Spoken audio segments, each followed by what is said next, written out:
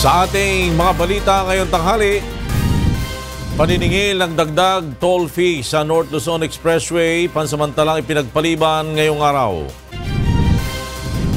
Manila Water nakasentro ngayon sa paggawa ng mga paraan upang maibalik sa normal ang supply ng tubig matapos masermonan ni Pangulong Rodrigo Duterte kagabi. Hiling ni Senator Antonio Trillanes IV na pansamantalang ipatigil ang paglilitis sa kanyang kasong rebelyon, hindi pinagbigyan ng Court of Appeals. Mahigit 1 bilyong pisong halaga ng hinihinalang shabu na sabat ng Philippine Drug Enforcement Agency o PDEA sa 4 na suspect sa Muntinlupa City. Very personal to me. Tapos, wala kaming kanta na ginawa sa Supreme and gagawin sa Supreme Dubai na pinadaan lang namin. Lahat yun, pinag-isipan namin yung arrangements. Concert ni Asia's Soul Supreme Casey Standingan sa Dubai sa Biyernes na. Magandang tanghali. Pansamantalang ipinagpaliban ng Metro Pacific Tollways Corporation ang paniningil ng dagdag na toll fee sa North Luzon Expressway. Ngayong araw na sana umpisahan ang pagpapataw ng bagong toll rate, subalit ayon sa pamunuan ng NLEX, hinihintay pa nito sa ngayon ang formal na pag-i-issue ng notice to start collection mula sa Toll Regulatory Board. Sa mensaheng ipinadala ni Attorney Romulo Kimbo, ang Senior Vice President for Communications ng MPTC, inaasahan nilang ilalabas ng TRB ang notice sa lalong madaling panahon. Sa oras na mailabas ang notice, saka pa lamang sisimulan ang paniningil ng dagdag na toll fee sa NLEX. Pagpapataw naman ng dagdag singil ang Land Transportation Office para sa aplikasyon at pagpapagawa ng doble at mas malaking plaka ng motorsiklo alinsunod sa Motorcycle Crime Prevention Act. Narito ang report ni Joan Nano. Minamadali na ng Land Transportation Office ang pagbalangkas sa implementing rules and regulations ng Motorcycle Crime Prevention Act. Sa ilalim nito, magiging doble na at lalakihan ang sukat ng mga plaka ng motorsiklo. At dahil babaguhin ang sukat at magiging 2 ang plaka na kukunin ng mga motorcycle riders. Ayon sa Land Transportation Office, maniningil sila ng karagdagang halaga sa lahat ng kukuha nito. Siguro kung meron mga adjustment, no? In fact, ang siningil sa kanila, yung halaga ng plakang maliit na isang plaka lang. No? Maaring kung may ibang requirements na idadagdag, may reasonable adjustment. Sa ngayon, hindi pa masabi ng LTO kung magkano ang ipapataw na dagdag singil hanggat hindi pa naisasapinal ang aktwal na disenyo ng bagong plaka. Humarap sa pagdinig ng Senado ang iba't ibang motorcycle rider groups at manufacturers upang madinig ang kanilang reklamo sa bagong batas. Ayon sa ilang motorcycle manufacturers, walang anumang modelo ng motorsiklo na nakadisenyo upang kabitan ng 2 plaka. Anila, wala pa namang isinasagawang pag-aaral na magpapatunay na ligtas para sa mga rider ang doble plaka. Ang kasalukuyang 225mm by 200mm pa rin anila, ang standard na sukat ng plaka sa motorsiklo ang pinakaligtas na gamitin. For the safety concerns, no current motorcycle in the Philippines are designed to support the 225 by 200 front and rear plate. So for us manufacturers, hindi po namin magagaranti yung safety dahil kailangan po natin mag-modify. Kung sila umano ang tatanungin, mas pabor sila na decal o sticker na lamang ang gamitin sa unahan ng motorsiklo sa halip na metal na plaka. Nangako naman ng LTO at si Senator JV Ejercito na ikokonsidera nila ang suwestyong ito. Kasama rin sa mga hinaing ng mga rider ang mabigat at hindi makatwira na parusang ipapataw sa makalalabag sa bagong batas. Sa ilalim ng Motorcycle Crime Prevention Act, papatawan ng multang aabot sa 50 hanggang 100,000 piso o pagkakakulong ng 6 na buwan hanggang 6 na taon ang sinumang rider na hindi susunod dito. Kaugnay nito, posible namang maghain ng amyenda sa naturang batas si Senator Ejercito bilang konsiderasyon sa mga motorcycle rider. Tiniyak naman ng grupo ng mga motorcycle rider na handa nilang sundin ang batas, subalit kinakailangan na maging katanggap-tanggap ito at hindi makokompromiso ang kanilang mga kaligtasan. We will comply with the law as long as the law is sensible. So yung naging problema kasi dito is a little bit haphazard yung pagpasa ng bill there were so many contradicting clauses. Parang hindi man lang naaral kung ano talaga ang motor. Joanano, UNTV News and Rescue, Senate of the Philippines. Dumating na kahapon sa bansa ang 18 bagong air conditioning unit na ikakabit sa mga bagon ng MRT-3. Dahil dito inaasahan na mas magiging malamig at komportable ang biyahe ng mga pasahero ngayong panahon ng tag-init. Noong Oktubre ng nakaraang taon nang ma-deliver sa bansa ang 42 bagong aircon na naikabit na sa mga tren at kasalukuyan ng napapakinabangan ng publiko. Karagdagang 18 unit pa ang inaasahang dadating sa bansa sa mga susunod na buwan ayon sa Department of Transportation. Pinag-aaralan na ng Manila Water ang pagbibigay ng diskwento o adjustment sa water bill sa mga customer na naapektuhan ng water interruptions. Narito ang ulat ni Nel Maribuhok. Dumaing kahapon sa Senado ang ilang lokal na opisyal ng pamahalaan sa dinanas nilang hirap sa gitna ng nararanasang kakulangan sa supply ng tubig sa ilang bahagi ng Metro Manila at Rizal. Talagang wala akong tubig. Yun ho yung unang naapektuhan. Kaya ho ang ginawa ho namin, nagpatawag ho ng meeting aming mayora, lahat ho ng fire volunteer ho namin nagsama-sama.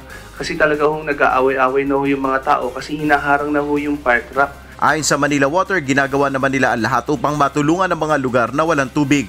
30 water delivery trucks ang nag-iikot niya sa mga lugar na ito, ngunit aminado sila na kulang ito. I have instructed our team to look for ways to see how we could help for services not rendered in the affected communities. Nabusisi naman ni Senator Panfilo Lacson ng estado ng Cardona Treatment Plant na proyekto ng Manila Water na hanggang ngayon ay hindi pa mapakinabangan. December 2018 sana target ito matapos, ngunit nagkaroon ng problema kaya hindi pa nag-ooperate. Ito ang inaasahan sana na re-resolba sa kakulangan ng tubig. That was running in December 2018. We could not have drawn water from the Lamisa Dam. Ang gasto sa proyekto na ito ay pinapasa ng mga consumer sa kanilang mga water bill na hindi na umano makatwiran. Parang it's tantamount to a government-sanctioned highway robbery. Dahil sa isyong ito at krisis sa tubig, hiniling ng ilang senador sa Manila Water kung maaaring voluntaryo silang magbaba sa singil sa tubig. Isa ito sa tinitingnan ng MWSS. That's part of the things that we plan on doing is kung pwede, this month huwag mag-charge muna. Ayon naman kay Senate Committee on Public Services Chairperson Senator Grace Poe, hindi pwedeng walang kompensasyon sa mga naapektuhan ng water shortage. Imposibleng wala dapat kompensasyon sa mga nangunsumo. Diba? Dahil tayo yung nangungonsumit talaga ngayon. So pati ang local government, ang laki rin ng gastos nila. Iginiit ng MWSS na dapat na talagang masimula ng Kaliwa Dam Project na siyang nakikita nilang re-resolba sa krisis sa tubig. Isinantabi rin ng MWSS ang lumutang na issue sa proposal ng isang Japanese firm sa dam projects na mas mura at mabilis umano ang implementasyon. Ang China-funded project na ito ay aprobado na anya ng NEDA board. The project has already been approved by the President and we cannot do anything anymore about it. Ang Kaliwa Dam Project ay bahagi ng New Centennial Water Source ng Administrasyon Duterte na inaasahang magsusupply ng 600 million liters per day ng tubig. Nel Maribuhok, UNTV News and Rescue, Senate of the Philippines. Nagbanta si Pangulong Rodrigo Duterte na tatanggalin sa pwesto ang mga opisyal ng Metropolitan Water Works and Sewerage System at i-terminate ang kontrata ng Maynilad at Manila Water. Ito ay kung hindi aayusin ang kanilang serbisyo sa mga customer na nakakaranas sa ngayon ng matinding water shortage. Ayon sa pahayag ni Presidential Spokesperson Salvador Panelo, 40 minutong sinurminuan ng Pangulo ang mga ito ng pulungin sa Malacanang kagabi. Inatasan din ng Pangulo ang mga opisyal ng dalawang water concessionaire na magsumite ng ulat hinggil sa water shortage bago mag-April 7 at pagkatapos nito ay saka magdidesisyon kung sino ang mga tatanggalin sa pwesto at kakansilahin ang kontrata. Ginagawa ng Manila Water ang lahat ng paraan upang maibalik sa normal ang supply ng tubig matapos sermonan ni Pangulong Rodrigo Duterte kagabi. At mula sa Malacanang, nasa linya ng telepono si Rosalie Coz para sa detalye ng balita. Magandang umaga sa iyo, Rosalie. Yes, magandang umaga, Ella. Nangako ang Manila Water na ginagawa na nila ang lahat ng paraan upang maibalik sa normal ang supply ng tubig sa mga apektadong lugar sa Metro Manila sa lalong madaling panahon. Ginawa ng tagapagsalita ng Manila Water na si Jeric Sevilla ang pahayag matapos ang meeting ng Metropolitan Water Works and Sewerage System o MWSS at water concessionaires na Maynilad at Manila Water kay Pangulong Rodrigo Duterte kagabi. Matinding babala ang ginawa ng punong ehekutibo laban sa mga opisyal ng MWSS at sa dalawang water concessionaires. Anang presidente, tatanggalin sa pwesto ang mga opisyal at i-determinate ang kontrata kung hindi nila aayusin ang kanilang serbisyo. 40 minutong sinermona ni Pangulong Duterte ang mga opisyal ng MWSS, Maynilad at Manila Water kagabi nang pulungin niya ang mga ito sa Malacanang. Balik sa iyo, Ella. Maraming salamat, Rosalie Cos, live mula sa Malacanang. Samantala, patuloy na tumataas ang halaga ng pinsalang dulot ng El Nino sa bansa sa mga pananim. Mula sa Quezon City, nasa telepono si Ray Pelayo para sa detalye ng balita. Yes, Ray! Flor, umabot na sa 1.33 billion pesos ang pinsala ng epekto ng El Nino sa bansa base sa March 19, 2019 record ng Department of Agriculture. Halos 85,000 magsasaka at mangingisda ang naapektuhan, habang mahigit 70,000 hektarya ng sakahan naman ang napinsala. Karamihan sa mga pananim na nasira ay mais at palay. Ilan sa mga ginagawang solusyon ng pamahalaan ay ang pag-antabay sa Quick Response Fund. Naglaan na rin ng 18.3 million pesos na pondo para sa pagsagawa ng cloud seeding operation sa Region 2, Mimaropa, 7 at 8. Flor? Maraming salamat sa Ray Pelayo, nagulat mula sa Quezon City. Gagamitin na ng Department of Health ang bakuna kontra Japanese encephalitis simula ngayong buwan. Narito ang report ni Aiko Miguel. Sisimulan na ng Department of Health ang paggamit ng bakuna kontra Japanese encephalitis sa bansa ngayong buwan ng Marso. Partikular na sa mga lugar na may mataas na kaso nito gaya ng Ilocos Region, Cagayan Valley, Central Luzon at Cordillera Administrative Region. Nais ng DOH na maipaunawa sa publiko ang kahalagahan ng bakuna kontra Japanese encephalitis upang maagapan ang pagkalat nito. Ang Japanese encephalitis ay isang sakit na nakukuha mula sa virus na dala ng lamok na nagdudulot ng pamamaga ng utak. Naipapasa ito sa tao sa pamamagitan ng kagat ng lamok at karamihan sa mga nagkakasakit nito ay mga bata. Kapag hindi naagapan, maaari itong mauwi sa impeksyon sa utak at ikamatay. Ang mga sintomas ng Japanese encephalitis ay mataas na lagnat, sakit ng ulo at pagkahapo. Ayon kay Health Secretary Francisco Duque III, kasama ang Pilipinas sa dalawang bansang hindi pa nagbabakuna kontra Japanese encephalitis. Pero available na anya ngayon ang bakuna at tiyak na pasado ito sa World Health Organization at aprobado na ng Food and Drug Administration o FDA. Subok na rin anya ito sa loob ng 30 taon at naibakuna na sa mahigit 400 milyong bata sa 12 bansa sa buong mundo. Panawagan ng DOH pabakunahan ang mga sanggol at mga bata laban sa Japanese encephalitis. Sa tala ng DOH mula sa 122 kaso ng Japanese encephalitis noong 2016, na doble ang bilang ng kaso noong 2017 at patuloy itong tumaas nitong nakaraang taon. Aiko Miguel, UNTV News and Rescue, Manila. Muling nagpulong sa Malacanang sina Pangulong Rodrigo Duterte at Moro National Liberation Front Founding Chairperson Nurmi Suari kagabi. Gayunman, wala pang detalyeng inilalabas sa Malacanang hinggil sa napag-usapan ng dalawa. Una nang sinabi ng palasyo na nais ni Pangulong Duterte na magkaroon ng gentleman's agreement kay MNLF Chair Ms. Suari alang-alang sa pagkamit ng kapayapaan sa Mindanao. Noong February 25, nagpulong din ang dalawa sa Malacanang hinggil sa peace efforts sa rehiyon. Bago ito, pinayagan ng Sandigan Bayan Anti-Graft Court si Ms. Suari na bumiyahe patungong Abu Dhabi, United Arab Emirates at Morocco para dumalo sa ilang event. Naniniwala ang Malacanang na may nangyayaring sabwatan ang International Criminal Court o ICC at iba't ibang international organization laban kay Pangulong Rodrigo Duterte. Narito ang report ni Rosalie Cos.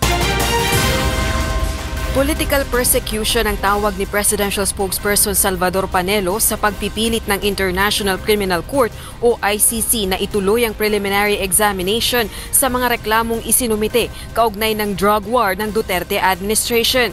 Bukod dito, mistula rin anyang may sabwata ng ilang international organizations upang pasamain ang imahe ni Pangulong Rodrigo Duterte sa international community. Pare-pareho anyang tumutuligsa ang mga ito sa mga pulisiya ng Duterte administration, partikular na sa kampanya kontra droga. International organizations appear to have conspired against this president. What? They opt to believe what they've been receiving from this source, the Philippines, false stories about the situation in this country. Bagaman walang detalyeng ibinigay ang opisyal, iisa umano ang pagkakapare-pareho nila. Bumabatay nila ang mga ito sa mga maling impormasyong nakukuha sa mga news report. Of course, they are getting the information from the critics and detractors of the president. When these people issue statements and our newspapers print it, that's their basis. And they believe that hook, line, and sinker. Thank you, So sir. unconsciously, they appear to be in conspiracy. Hindi nila siguro alam, parang yun ang lumalabas. Rosa Licoz, UNTV News and Rescue, Quezon City. Hindi pinagbigyan ng Court of Appeals ang hiling ni Senador Antonio Trillanes IV na pansamantalang ipatigil ang paglilitis sa kanyang kasong rebelyon. At mula sa Maynila, nasa linya ng ating telepono si May Bermudez para sa detalye ng balita. Yes, May! Yes, Ella, nagdesisyon ng Court of Appeals na huwag mag-issue ng writ of preliminary injunction at temporary restraining order o TRO para pigilan ang Makati Regional Trial Court Branch 150 na ipagpatuloy ang paglilitis sa kasong rebelyon ni Senador Antonio Trillanes IV. Sa 3 pahinang utos ng 9th Division ng Appellate Court, hindi nila maaaring pigilan ang pagpapatuloy ng paglilitis sa ngayon dahil mangangahulugan umano itong pinagbigyan nila ang apela ng senador para mag-issue ng certiorari prohibition at injunction hinggil sa kaso nang hindi dumadaan sa pagdinig. Matatandaang muling binuksan ang kasong rebelyon ng mambabatas matapos ipawalang bisa ni Pangulong Rodrigo Duterte ang amnestiyang iginawad sa senador sa pamamagitan ng Proclamation No. 572. Matatandaang nasangkot itong si Trillanes sa Manila Peninsula Siege taong 2007. Nakatakdasa ng magpatuloy ang pagdinig kay Trillanes o paglilitis ngayong araw pero inilipat ito ng petsa ni Judge Elmo Alameda at na-reschedule sa Mayo. Yan muna ang latest. Balik sa iyo, Ella. Maraming salamat, May Bermudez live na nagulat mula sa Maynila.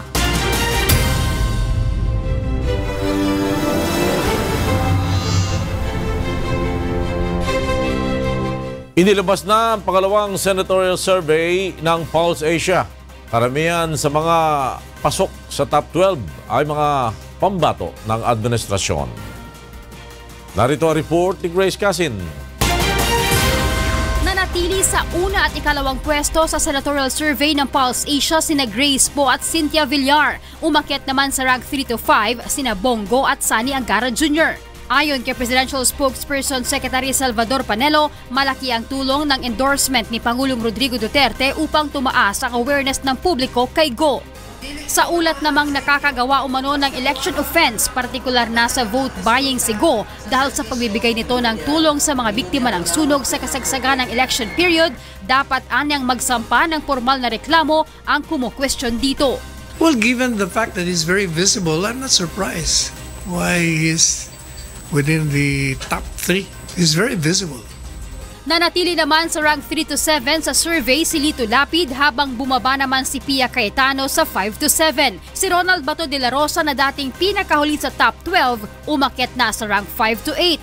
Sinusundan nito ni Nancy Binay, Mar Rojas, Pong Revilla Jr., Amy Marcos, Coco Pimentel, Jingoy Estrada at Francis Tolentino. Karamihan sa mga pumasok sa top 12 ay mga kaalyado at pambato ng administrasyon.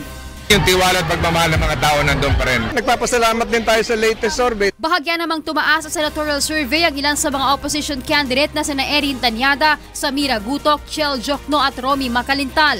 Ayon kay Gutok, ipagpapatuloy nila ang door-to-door campaigning para lalo silang makilala ng mga botante. Aminado naman si Chel Jokno na malayo pa ang kailangan nilang lundagin para makapasok sa top 12. Little by little, pero kayod lang ng kayod. We are appealing to the public to know and get to know. Sa Tacloban nangampan ang mga senatorial candidate ng hugpong ng pagbabago, habang sa Cavite naman ang ilang mga pambato ng 8 Diretso. Grace Cassid, UNTV News and Rescue, Philippines. Ngayong panahon ng eleksyon, madalas na ring naglalabasan ng mga election survey. Subalit nagtitiwala pa ba ang mga Pilipino sa election surveys? Narito ang report ni Mon Hokson. Usong-uso na naman ngayon ang mga election survey. Nangunguna si ganito, pasok sa top 12 si ganito, o nawala sa survey si politikong ganito. Pero kung mga Pilipino ang tatanungin, naniniwala ka ba sa mga election survey? Hindi po kasi palagi taon-taon may mga survey, hindi naman nasusunod po yun. Nasa tao na po yung napupusuhan nila. Hindi ba taong bayan naman ang nasusunod dyan? Usually, hindi ako naniniwala doon eh. Bakit po? Kasi parang gawa-gawa lang yun. Saan ka naman kukuha ng ganong anong survey na ano? Background check. Tinitingnan ko yung mga achieve, yung mga ano niya. Mga nagawa? No, I don't rely. Kasi nga nagbabasa ako kung ano yung talagang kapasidad ng isang kandidato. Ako yung namimili talaga. Kinikilatis ko talaga yung mga talagang gusto kong botohan. Hindi siguro lahat ng kasi yung iba gawa-gawa na lang nila yun para masabi na nangunguna. Kung mga politiko naman ang tatanungin. Yes, ang survey kasi isang mind conditioning yan eh. Hindi naman tayo nagsasabi na merong konting dyan. Pero sa observation natin, talagang ginagawa yan para sa mga botante na i-condition yung mind nila, ha? Hindi, ang survey, gabay yan ng kandidato. Dapat hindi yan gabay ng botante. Ang botante may sarili dapat siyang ang botante may gabay sa kanyang pagboto kung sino yung gusto niyang pagtiwalaan ng kanyang boto. Well, sa aking pananaw, dapat binabawal ng nilalabas yung survey kasi basis yan ng mga kandidato paano magplano ng kanilang kampanya. Maaring guide nila yan pero hindi yan ang tunay na resulta ng magiging survey nila. Ang inaasahan namin sa taong bayan ay matalino sila sa pagboto. Pero para kay Professor Moy Tayaw na isang political analyst, mahalagang maintindihan ng publiko kung bakit isinasagawa ang survey. Aniya, ang survey ay upang ipakita ang pulso ng bayan at hindi upang ipakita kung sino ang mananalo. Ginagamit ng mga kandidato ang survey upang malaman kung saan sila mahina at bakit sila mahina para sa kanilang campaign strategy. Pero ayon kay Tayaw, dapat maintindihan ng mga Pilipino na may mga pagkakataon na hindi totoo ang mga survey.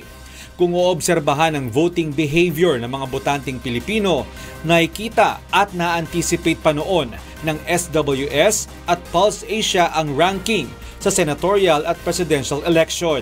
Pero mula noong taong 2004, ang lumabas sa exit poll ng SWS ay nakalalamang sa eleksyon sa National Capital Region si dating Pangulong Gloria Macapagal Arroyo by 14%. Pero nang lumabas ang aktwal na resulta sa eleksyon ay panalo si Fernando Poe Jr. sa NCR. Kung papansinin naman noong 2013 election, ang prediksyon ng mga survey firm ay nasa ika-8 pwesto hanggang 12th place si Senator Grace Poe. Subalit, nag-number 1 ito sa aktwal na resulta ng eleksyon.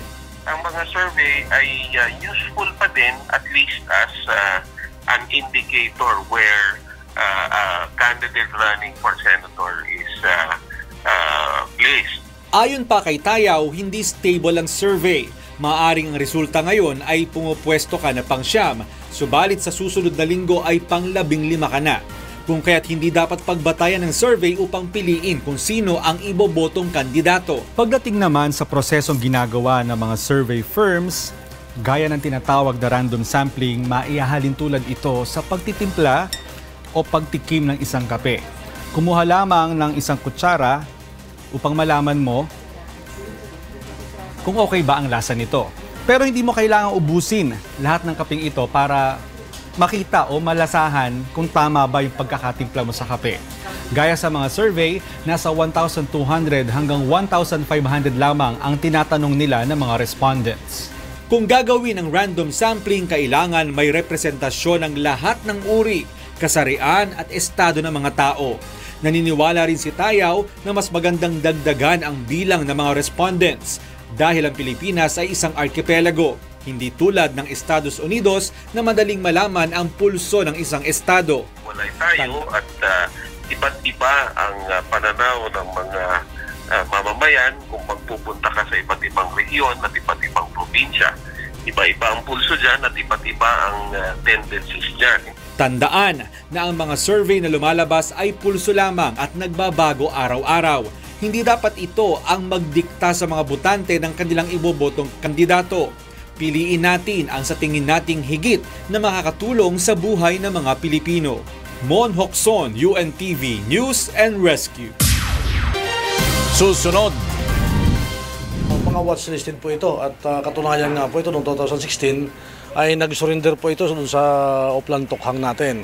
Anyet ganun pa rin.